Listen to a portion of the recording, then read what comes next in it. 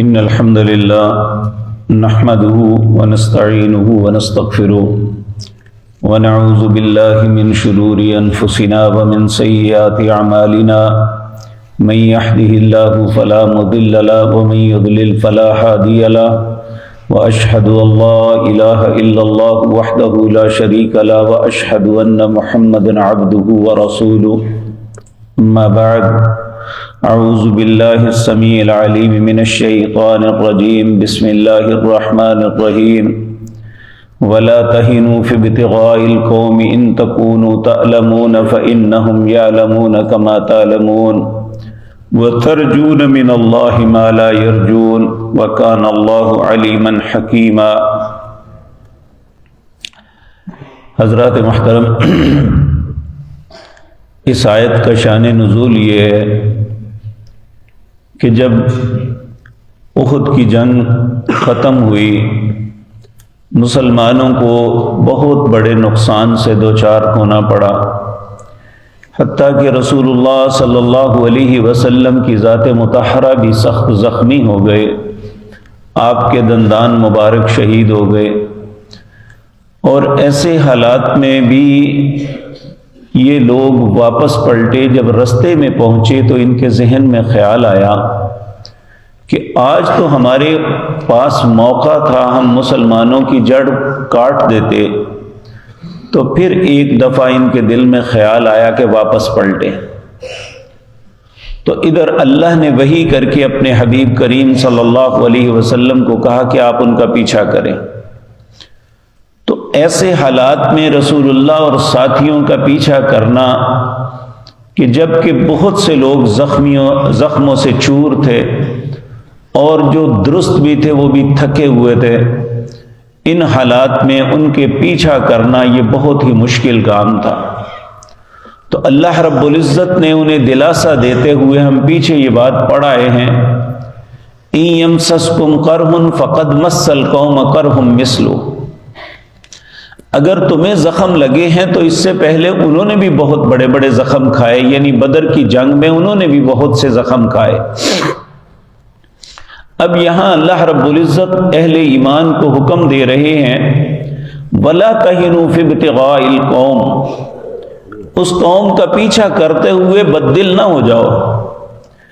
ان تکونوا تعلمون فإنهم يعلمون كما تعلمون، اگر تمہیں آج سخت تکلیف سے دوچار ہونا پڑا ہے تو انہیں بھی تو تکلیف پہنچی ہے جس طرح تمہیں تکلیف پہنچی۔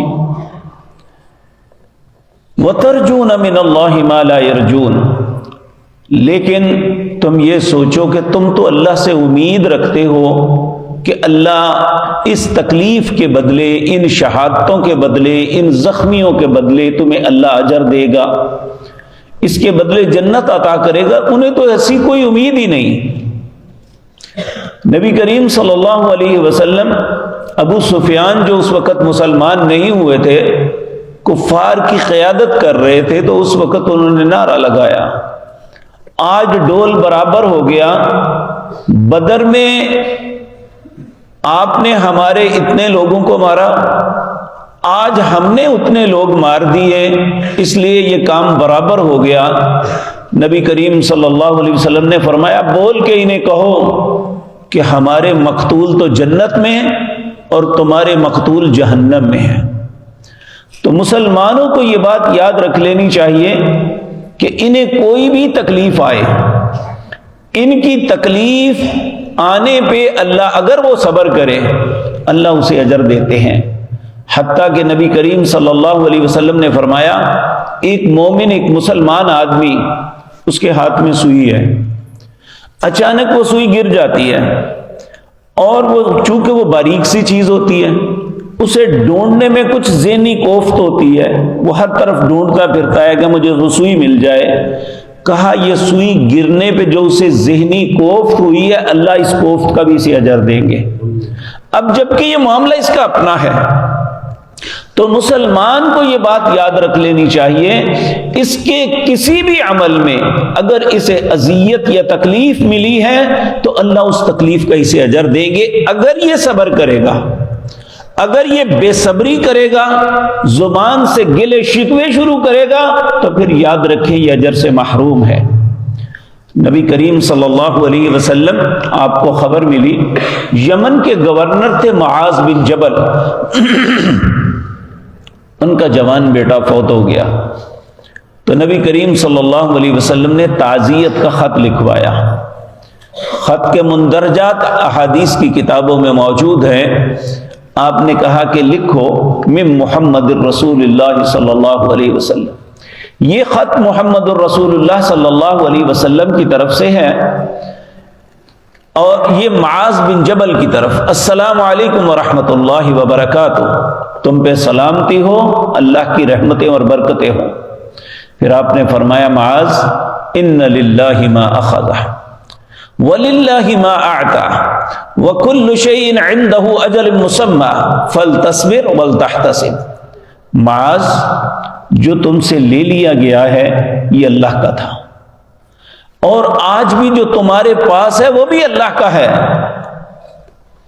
وَكُلُّ شَيْءٍ عِنْدَهُ أَجَلٌ مُّسَمًّى، اللہ نے ہر چیز کا ایک وقت مقرر کیا ہوا ہے، اس لیے فَلْتَصْبِرْ وَلْتَحْتَسِبْ، صبر کرنا اور اللہ سے اجر کی امید رکھنا۔ اس لیے نبی کریم صلی اللہ علیہ وسلم نے فرمایا، ایک مسلمان، ایک مومن کا معاملہ بڑا ہی عجیب ہے۔ کیا؟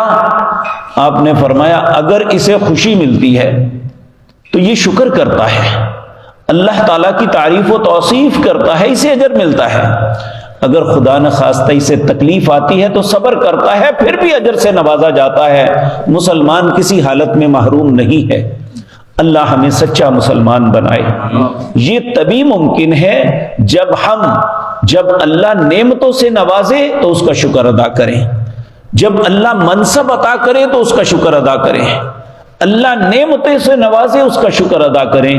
اگر خدا نخواستہ کسی وقت تکلیف میں مبتلا ہوں تو صبر کریں کہ یہ اللہ کی مرضی تھی۔ آپ جب بھی کوئی ایسی خبر آتی جو انسان کے لیے ناگوار ہے تو آپ فرماتے قدر اللہ وما شاء فعل، یہ اللہ کی تقدیر تھی، جو اس نے چاہا ہو گیا۔ تو اللہ کی تقدیر پہ انسان کو راضی ہونا چاہیے ہر حالت میں۔ ایک بڑی عجیب بات، ایک مرتبہ ہم حج پہ گئے ہوئے تھے، تو ہمارے ایک گجرانوالہ کا ساتھی تھی، کورونا میں فوت ہو گیا، اللہ اس پہ رحم فرمائے۔ اس نے یہ بات سنائی، کہنے لگا ہم جس بندے کے پاس کام کرتے تھے نا، اس کا جوان بیٹا فوت ہو گیا۔ ہمیں دوسرے دن پتا چلا کہ اس کا بیٹا فوت ہو گیا۔ ہم تعزیت کے لیے سارے جو اس کے ورشے میں، اس کی ورکشاپ میں کام کرتے تھے، ہم سب نے پروگرام بنایا کہ اس کے ساتھ تعزیت کے لیے جائیں۔ ہم سب بس پہ بیٹھے اس کے گھر کی طرف چلے، کہنے لگے، میرے ساتھی مجھے کہنے لگے تم سب سے پرانے ہو، ہماری طرف سے تم اس سے تعزیت کرنا، جو بات کرنی ہے آپ ہماری طرف سے کرنا۔ کہتے ہیں میں سارے راستے سوچتا رہا کہ میں اس سے تعزیت کس انداز میں کروں، کیا بات کروں، کیونکہ عربی زبان انہوں نے بولنی تھی۔ کہتے ہیں میں اپنے ذہن میں لفظ سوچتا رہا۔ کہتا ہے جب وہاں پہنچے تو میرے ذہن میں اور کوئی بات نہیں آئی، میں نے اسے عربی میں یہ بات کہی کہ تیرا جوان بیٹا ہو گیا، بیٹا فوت ہو گیا، بہت دکھ اور افسوس ہوا ہے۔ کہتا ہے وہ سر جھکا کے بیٹھا ہوا تھا، اچانک اس نے سر اٹھایا، کہنے لگا اللہ کے فیصلے پہ تجھے افسوس ہوا ہوگا، مجھے کوئی افسوس نہیں، میں اللہ کے فیصلے پہ شاکر ہوں، میرے مالک نے جو چاہا الحمدللہ۔ اور انسان، ایک مسلمان کو اللہ ایسا ہی دیکھنا چاہتا ہے کہ اللہ کے ہر فیصلے پہ انسان راضی ہو۔ جب انسان اللہ کی رضا پہ راضی ہو جائے گا نا، آپ دیکھیں نا کئی اچھے لوگ جب کسی فوتگی پہ جاتے ہیں تو انہیں کہتے ہیں بھائی اللہ کی رضا، یعنی اللہ کی مرضی تھی، یا اعلان کرتے ہوئے کہتے ہیں قضائے الہی سے فیض، قضا کہتے ہیں فیصلہ، اللہ کے فیصلے سے وہ فوت ہو گیا۔ جب اللہ نے فیصلہ کر دیا تو ہمیں کوئی اعتراض ہونا چاہیے؟ تو انسان کو ہر حالت میں نعمت میں اللہ کا شکر ادا کرنا چاہیے، خدا نخواستہ تکلیف آئے تو صبر کرنا چاہیے، یہی مسلمان کی پہچان اور اس کا وتیرہ ہونا چاہیے۔ وَقَانَ اللَّهُ عَلِيمًا حَكِيمًا، اللہ کہتے ہیں ہے اللہ جاننے والا اور حکمت والا۔ اللہ رب العزت کا کوئی کام حکمت سے خالی نہیں ہے۔ ہمیں اللہ کے فیصلوں پہ مطمئن ہونا چاہیے۔ اللہ ہم سب کو اچھا مسلمان بنائے اور اللہ کے فیصلوں پہ ہمیں اطمینان نصیب فرمائے۔ اقول قولی ھذا واستغفر اللہ۔